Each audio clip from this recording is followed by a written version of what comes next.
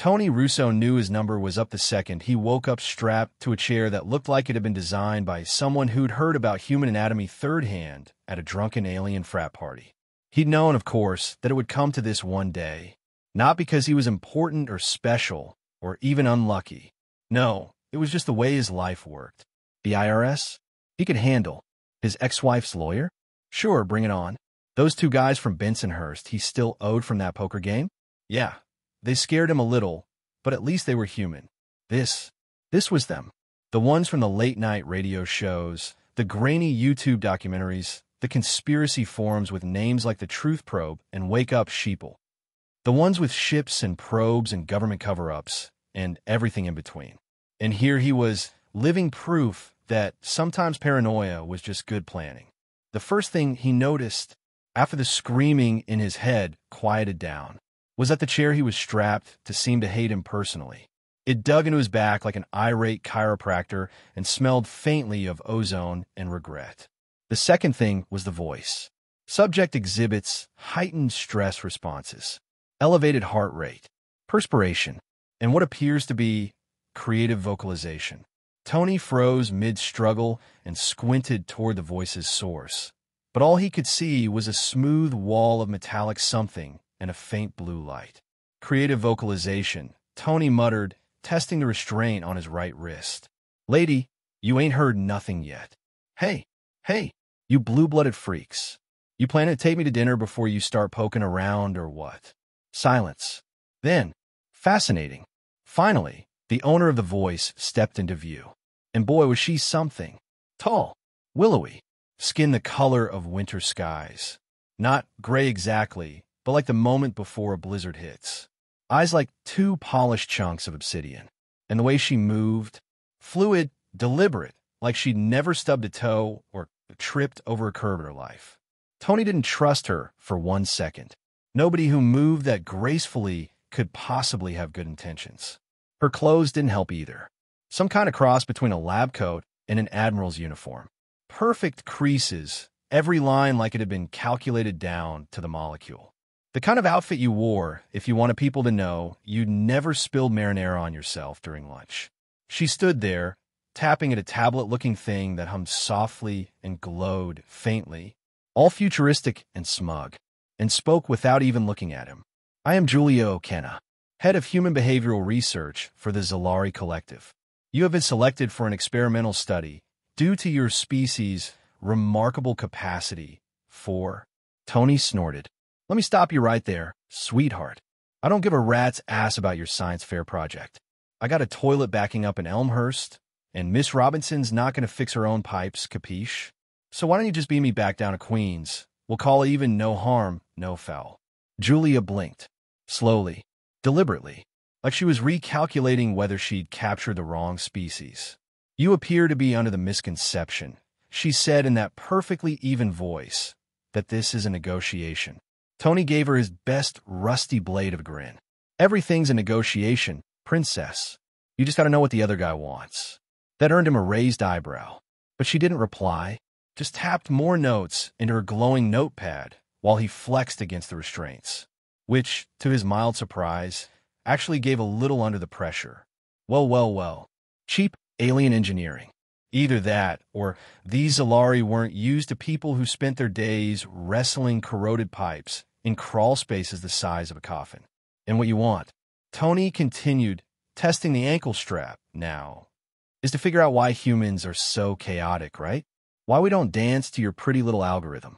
Well, here's a free sample. With a grunt, he tore his left wrist free. There was a satisfying snap, and Julia's composure cracked for the first time.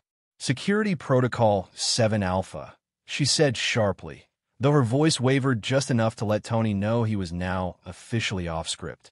Around the room, other Zalari, tall, pale, and interchangeable like a creepy blue man group, turned as one. Their movements had that eerie, synchronized quality that screamed, we've been rehearsing this for decades. And Tony? Tony broke the whole dance routine. The right wrist restraint came next, and the ankle straps followed. Years of working cramped basements and hauling pipe fittings had left him stronger than his wiry frame suggested. He lunged, not because it was smart, but because he'd learned in his neighborhood that waiting around to be hit was a losing strategy. Julia tried to dodge. Fast, graceful, perfect. But he'd grown up where being fast was the difference between keeping your lunch money and showing up to dinner with a shiner.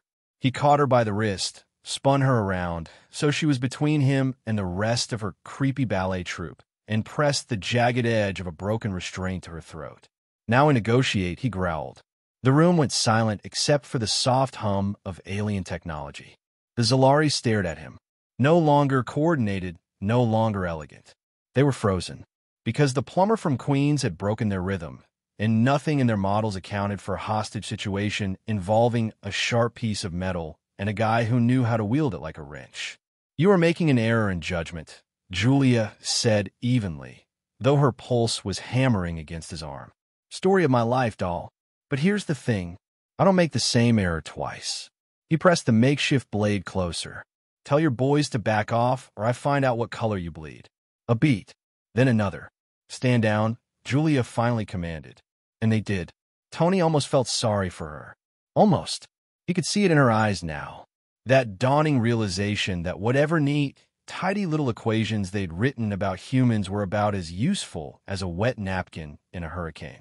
Good, Tony said, voice low, dangerous. Now here's what's going to happen. You're going to give me a ride home in one of those shiny pods of yours. You're going to come with me to make sure I don't hit the self-destruct button or whatever. And if any of your people try to follow us, I'm going to teach them a little human concept called going down with the ship. Julia blinked again, the kind of slow blink that said she was recalculating the entire universe. This is illogical, she muttered. You cannot pilot our technology. You do not understand our navigation systems. Tony cut her off. You're right. I don't. But you do. So unless you want to find out whether human desperation beats Zalari engineering, I suggest you start cooperating.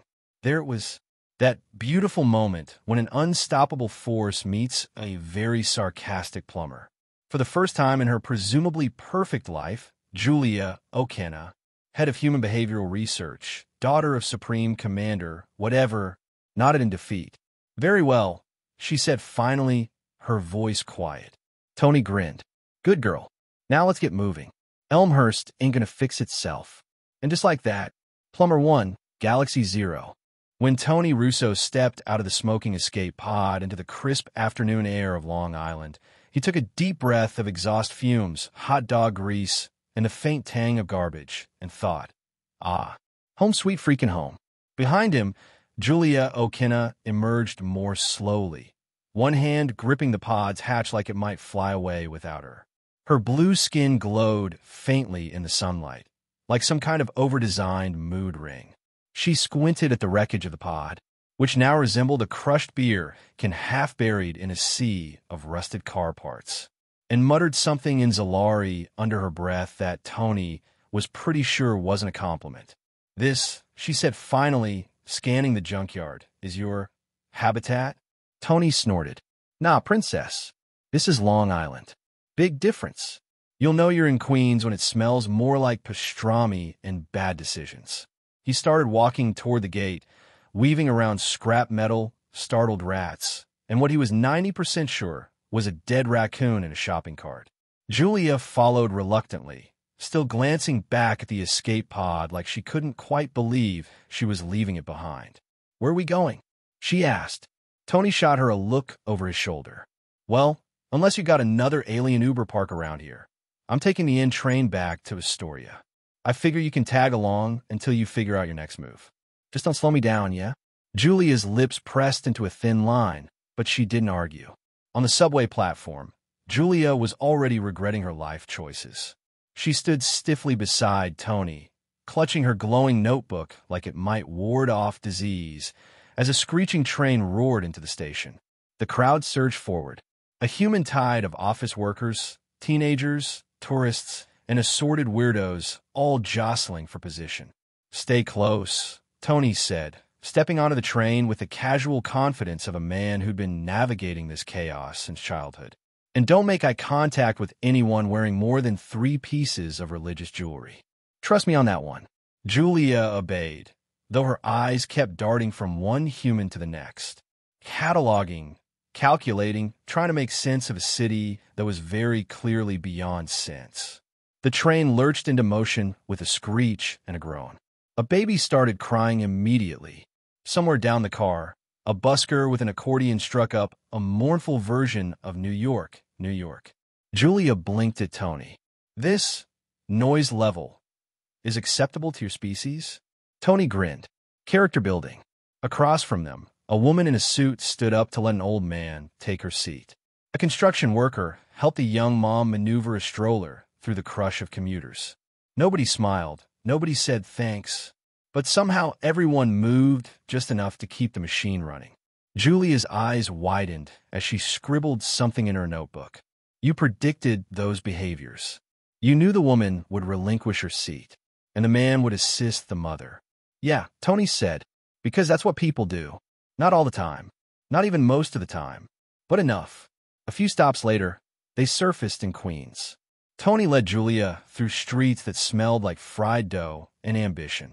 Pigeons fought over crumbs on the sidewalk. A food cart vendor argued loudly with a cop about parking. A kid on a bike weaved between honking cars like he had a death wish and a destination. Julia was staring at everything. The graffiti on the walls, the steam rising from manhole covers, the sheer number of people shouting into phones or at each other, like she'd just discovered an alien planet. And in a way, she had. They stopped at a corner bodega. Tony shoved a paper cup of coffee into her hands and raised his own in a kind of salute. Fuel for the soul, he said. Julia eyed the cup suspiciously. Steam rose from it like incense from an especially profane altar. You ingest this voluntarily? Daily. Sometimes hourly. You get used to it, or you die trying. She took a tentative sip and instantly coughed, eyes watering. This is bitter and burnt. Congratulations. You're officially a New Yorker. Later, they sat on a park bench in Astoria, watching joggers circle the track with grim determination. Julia pointed at a woman pushing a tiny dog in a pink sweater inside a baby stroller. I require clarification, she said. Why does that human carry a canine in a conveyance designed for infants? The animal appears ambulatory. Tony followed her gaze and snorted. Nope, no logic to that one. People just do weird stuff sometimes because it makes them happy, or because the day ends in Y. Julia tilted her head, visibly confused. That is not efficient. Nope, Tony agreed. And you know what? That's kind of the point. Over the next few days, Julia saw more of Queens and more of humanity than her models could ever have prepared her for. She watched a homeless man share half his sandwich with a stray cat. She saw a kid spray paint a mural on a wall, knowing it would be painted over in a week. She witnessed two old men on opposite sides of a chessboard bicker like lifelong enemies and laugh like lifelong friends. Her notebook filled with observations that sounded increasingly like the fever dream of an anthropologist who'd gone native. Subjects voluntarily pay musicians to perform in subterranean transit corridors despite having no obligation to do so. Phrase, how you doin', rarely solicits honest answer. Public transportation operates on a protocol of deliberate non-engagement. No eye contact, no conversation, no personal acknowledgement. Domesticated animals appear to occupy familial roles equivalent to offspring. And then, quietly, late one evening, efficiency appears inversely correlated with happiness. One afternoon, after watching a stranger rescue a kitten from a drain pipe, Julia finally closed her notebook and asked softly, why do they do it? Tony raised an eyebrow. Do what? All of it. Act against their own interests. Choose difficulty over ease. Create beauty in temporary mediums. None of it serves a purpose. Tony thought for a moment, then said, maybe that's the purpose. Doing something even when you don't have to. When it doesn't make sense. Just because you can. Julia sat with that for a long time, watching the city pulse around them, messy and loud and alive in ways she'd never imagined. That evening, they ended up in Tony's apartment, a modest one-bedroom with mismatched furniture, a Yankees pennant on the wall, and a stack of takeout menus in the kitchen drawer. Julia inspected everything with her usual curiosity. This is your private habitat? Home sweet home, Tony said, already dialing the number for Gino's Pizza. They sat on the couch, eating slices of greasy pepperoni while a Mets game played on the TV. Julia watched the players on the screen and asked, "What is the objective of this ritual? Baseball?" Tony shrugged. 9 guys hit a ball while 9 other guys try to stop. Why? 'Cause it's fun.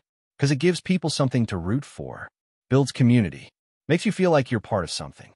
Julia watched quietly for a long time before saying, "On my world, all activities serve a predetermined function. Recreation is scheduled for optimal psychological benefit. Entertainment is calibrated for educational value." "That sounds lonely," Tony said. "Efficient," Julia corrected automatically, but her voice cracked just a little. Later, Tony caught her staring at his collection of baseball cards. "Cheap, worn, and probably worthless." "What?" he asked. "They serve no functional purpose," she murmured. "Exactly," Tony said with a grin. For the first time since he'd met her, Julia smiled back. Tony Russo woke up at 3:17 a.m. to the sound of muffled static and the faint hum of alien technology, which was impressive, considering the Mets game had knocked him out cold on the couch a few hours earlier with a half-eaten slice of pizza stuck to his chest. At first, he thought it was just another nightmare about Mrs. Kowalski's plumbing. But then he opened his eyes and saw Julia sitting cross-legged on his couch, staring at her little alien communicator like it had just stabbed her in the back. Her face, normally a perfect ice sculpture of composure, now it looked like somebody had taken a blowtorch to it.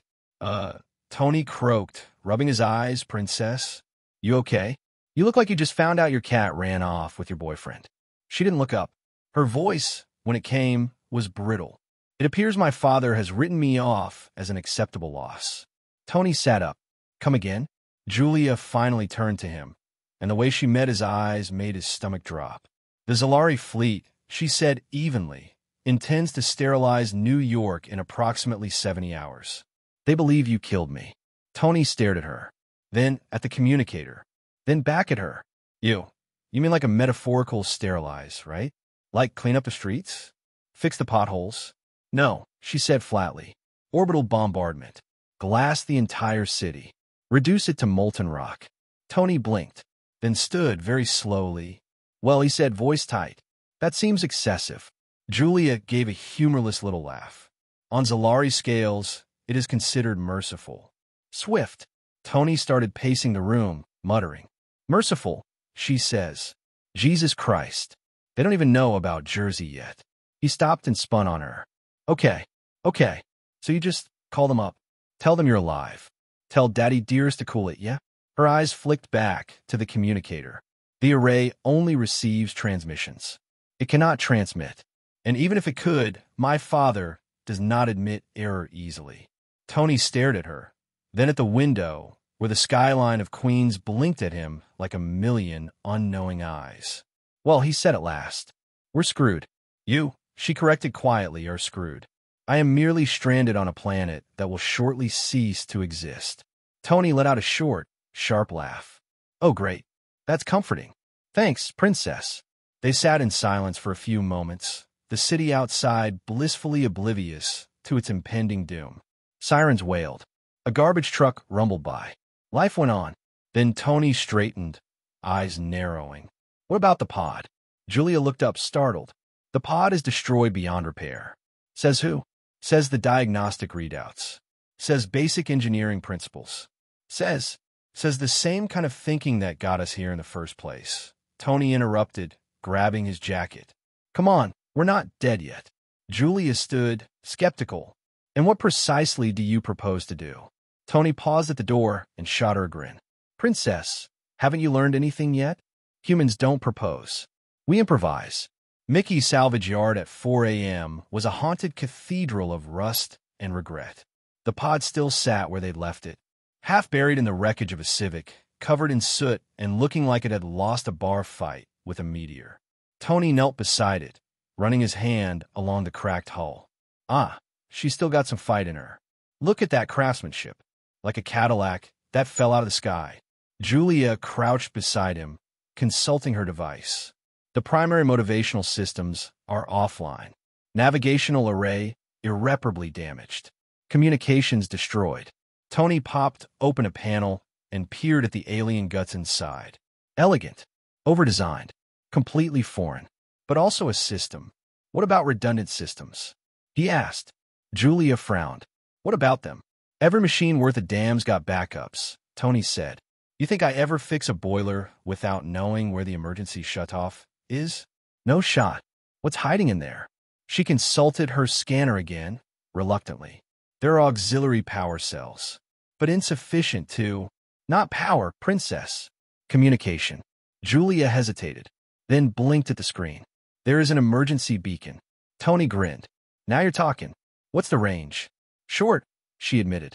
Only enough to signal local vessels. Okay, so we boost the signal. With what? Your primitive scrap? Tony slapped the pod affectionately. Exactly. For the next 2 hours, the salvage yard became their laboratory. Tony worked with the focused determination of a man fixing the plumbing at St. Patrick's Cathedral during Eastern Massachusetts. He ripped copper wire out of junk cars, stripped speakers from busted stereos, and somehow found a perfectly good antenna in the back of a pickup truck that hadn't moved since the Clinton administration. Julia followed him around, handing him tools and muttering under her breath about how this violated every principle of engineering she'd ever learned. This is impossible, she finally announced as he duct-taped the car antenna to the alien circuit board. Yep, Tony agreed cheerfully, tightening a bolt. Human technology is incompatible with our systems. The frequency modulations are completely different. The power requirements alone. Princess. Tony stopped, wiping grease on his sleeve. You're missing the point. Impossible is just another word for worth a shot. Julia fell silent, watching him work. Eventually, she said softly, even if this contraption functions, my father will not believe I am speaking freely. He will assume coercion. Tony glanced up at her, his face streaked with sweat and motor oil. So, he said, we make sure he knows you're you. Send him something only you would know. Something personal. Something no hostage would bother making up. Julia was quiet for a long time before speaking. When I was young, she said at last, I had a pet Schwalnuck, a small, bioluminescent creature, somewhat like your felines. I named it Glimmer. Tony paused in his work, listening. It died when I was 12. I was inconsolable. My father hired a geneticist to clone it, but the copy lacked Glimmer's quirks, its essence. I realized then that what I loved was not its body, but its soul. I never told my father why I refused to bond with the replacement. I simply claimed I'd outgrown such childish attachments. She looked down, but it wasn't true. Tony nodded slowly, then went back to twisting wires. That'll do. Yeah, that'll get his attention. By sunrise, their creation stood complete. A Frankenstein's monster of copper wires, car parts, alien tech, and sheer spite. This cannot possibly function, Julia muttered, arms crossed. Probably not, Tony agreed, flipping a switch. With a hum and a soft blue glow, the beacon came alive. Julia stared at it, visibly stunned. Signal strength is adequate. Carrier wave propagation is consistent with long-range transmission. Tony grinned. See? What did I tell you? Hope and duct tape. Never bet against it. Julia took a deep breath and began speaking into the beacon, her voice smooth and formal at first, reciting the standard diplomatic protocols. But then it shifted, became softer, more vulnerable. As she spoke of Glimmer, of lessons learned about what made something truly alive. When she finished, she set down the microphone and exhaled. Tony leaned against the pod. How long? If the signal reaches the fleet, she said quietly, and if my father chooses to respond, within 2 hours. And if he doesn't? Her dark eyes met his.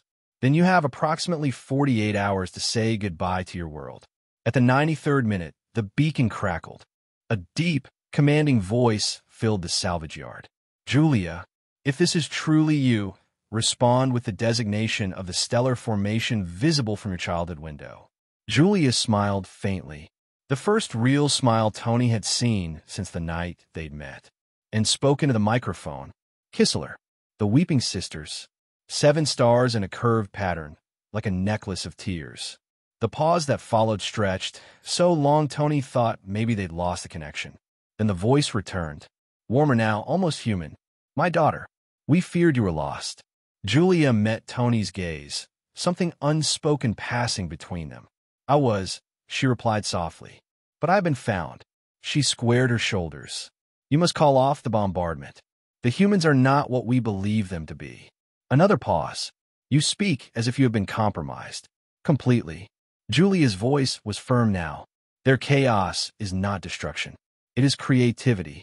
It is the ability to solve problems where none should exist. They built this. She gestured at the monstrosity of wires and parts. From nothing. You cannot destroy them. Because you cannot predict them. A longer silence. Then, finally, the bombardment is postponed. A shuttle will be sent to retrieve you. Julia shook her head. No, I will come to you. But I will not come alone.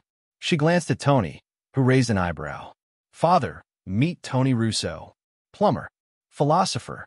The most human I have ever met. Tony let out a breath he hadn't realized he was holding and muttered under his breath.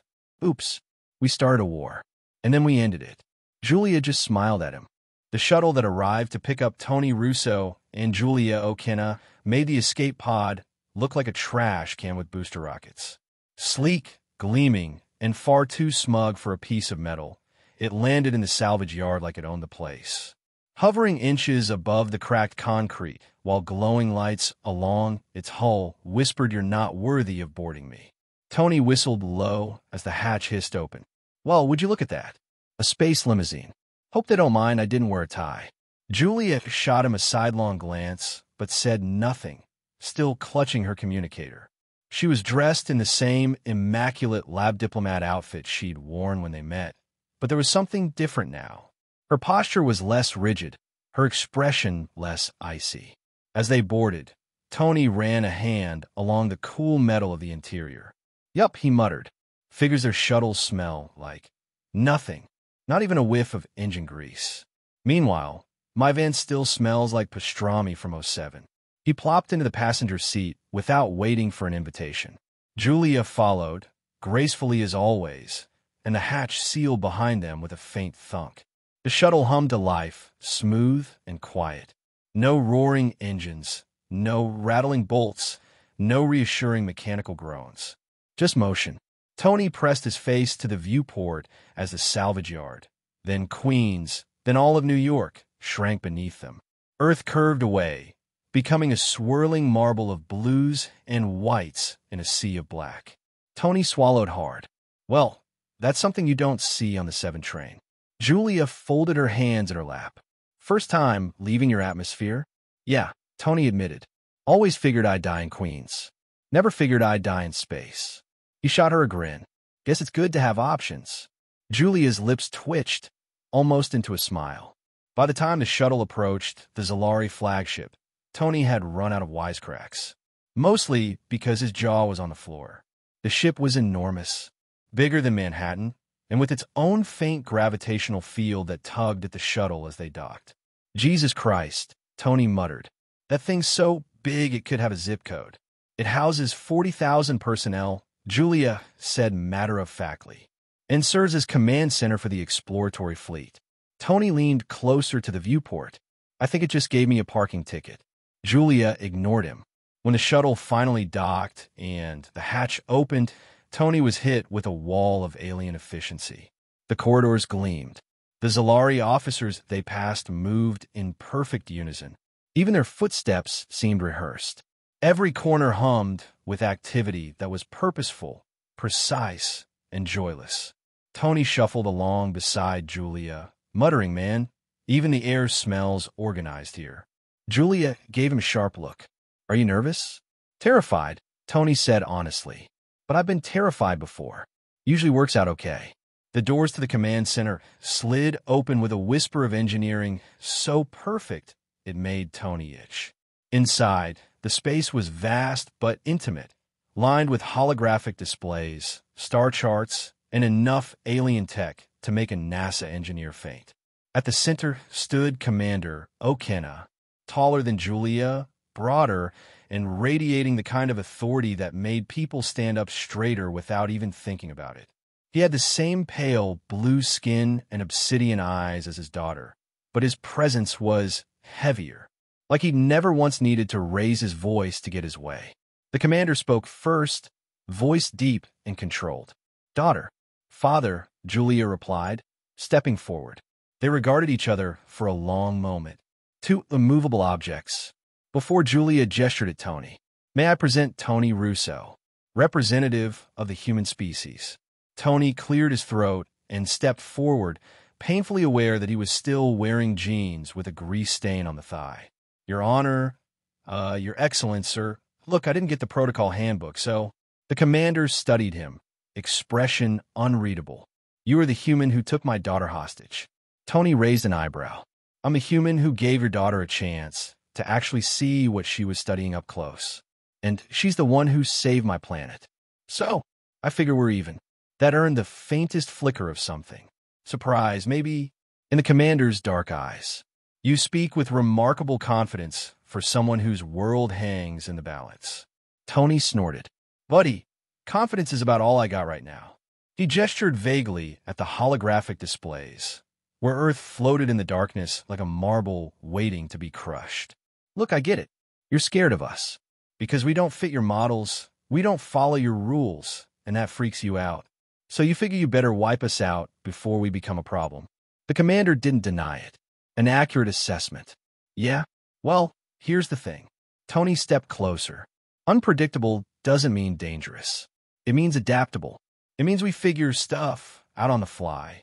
It means we build impossible crap out of scrap metal and spite." Ask Julia. She saw it. 2 weeks on Earth taught her more than 40 years of research. The commander looked at Julia then, and Tony saw something pass between them, something he couldn't quite name. "She has changed," the commander said finally. "We all change," Tony replied. "The question is whether we change for the better." The commander was silent for a long time, his gaze sweeping from Tony to the Earth below to the infinite stars beyond. At last he spoke. "The bombardment has already been canceled. A formal diplomatic protocol will be established." Tony felt his knees go weak with relief, but managed to grin anyway. "Well, that's good news, because I left my good suit at home." The commander eyed him. "You will serve as Earth's first ambassador to our people. It is a position that carries considerable responsibility." Tony blinked. "I'm a plumber from Queens. You are a human who taught my daughter to see beauty in chaos." The commander's lips almost curved into something that could be called a smile. "That makes you uniquely qualified." Later, on the observation deck, Tony leaned against the railing, watching Earth turn slowly below. His home, his city, his people. Julia joined him, quiet for a while before finally asking the question that had been hanging between them since the shuttle docked. "What will you do now?" Tony didn't look at her. "Go home, I guess. File some reports. Try to convince the UN they need to start thinking bigger than their own backyards." He glanced at her reflection in the viewport. "What about you?" "I've been asked to head the new Department of Human Relations. Apparently, I'm now the galaxy's leading expert on your species." Tony chuckled. "Congratulations. Hope they're paying you hazard pay." Julia smiled faintly. "It means I'll spend considerable time on Earth, teaching my people what I've learned here, facilitating cultural exchange, introducing them to the value of—" She paused, searching for the phrase. "Controlled chaos." Tony grinned. "I like that." They stood together in silence then. Two very different creatures from two very different worlds, united by the impossible. Below them, the blue marble spun on, completely unaware that it had just been saved by a plumber and a scientist who'd learned to see beauty in each other's flaws. The Mets were losing again when Tony Russo got back to Queens, which, frankly, was comforting. After 2 weeks of being called Ambassador Russo and learning how to bow without falling over and sitting through enough diplomatic meetings to make his brain leak out his ears, it was good to come home to something predictable, like a team that blew a 3-run lead in the bottom of the ninth. Tony leaned back on his couch, cracked a beer, and let the sound of the game wash over him. The crack of a bat, the groan of the crowd, the announcer's voice rising in cautious hope before crashing down into disappointment. Yup, home. It wasn't until the 7th inning that his Zalari communicator, a sleek little thing that looked wildly out of place next to his scratched remote and takeout menus. Started to chirp. Tony stared at it for a second before picking it up. On the screen, Julia's face appeared, still elegant and composed, but with something softer around the edges now. "Tony," she said, without preamble, "coffee tomorrow?" Tony blinked. "Coffee? Yes. I've discovered something called bagels and require expert guidance." 8 a.m.? Tony snorted. "You're buying, princess?" "Obviously. I'm a diplomat now. I have an expense account." Tony chuckled and typed back, "See you at 8. The next morning, Tony found her waiting outside Gino's deli, standing so perfectly still among the morning rush that she might as well have been a statue. Except statues didn't wear tailored coats or look at bagels like they were alien life forms. He handed her a coffee, black of course, and a sesame bagel. "All right, princess," he said, settling onto the bench beside her. "Lesson 1. You're going to want to bite that end first. Don't try to cut it with your little alien laser doohickey. And for the love of God, don't order it toasted if Sal's working the counter. He'll never forgive you." Julia regarded the bagel gravely, then took a cautious bite. After a moment, she nodded. "Acceptable." Tony rolled his eyes. "High praise. Don't let Sal hear you call it acceptable, though, or he'll ban you for life." They sat in comfortable silence, watching the parade of commuters stomp past. Parents dragging sleepy kids, delivery guys balancing impossible stacks of boxes, joggers weaving between pedestrians with barely contained rage. Julia's gaze swept over it all with that same curious intensity she'd had when she first landed. But there was less calculation in it now. More wonder. Finally, she spoke. "You were correct." Tony raised an eyebrow. "About what?" "That unpredictability is not inherently dangerous. That it is creativity, adaptability, resilience." Tony smirked. "And here I thought you came all the way to Queens just for a bagel." Her lips twitched. That afternoon, Tony found himself back on the job, replacing a toilet in Mrs. Kowalski's bathroom. She stood over him with her arms crossed, peering down into the bowl like it had personally offended her. "So," she said, "where you been, Tony? You disappear for 2 weeks, come back looking like you wrestled a raccoon. You in trouble?" Tony tightened a connection and tested the flush. "Space," he said simply. "Space? Yeah, like outer space, with aliens and everything." Mrs. Kowalski considered this for a long moment. "Was it nice?" Tony shrugged. "Different. Real different. Well, long as you wash your hands before touching my fixtures." Walking home that evening, Tony couldn't help but notice how normal everything looked. The bodega was still selling lottery tickets to guys who'd never win. Kids still chalked pictures onto the sidewalk only to have them washed away by the next rain. Someone was already shouting about how the Mets blew it again. But now, when Tony looked up, he saw more than just the faint glow of the city lights against the clouds. He saw stars, cold and bright and endless. And he thought, "That's part of my neighborhood now, too." He settled onto his couch, remote in one hand and beer in the other, just as the communicator chirped again. Julia again, this time with a stack of folders balanced precariously in front of her.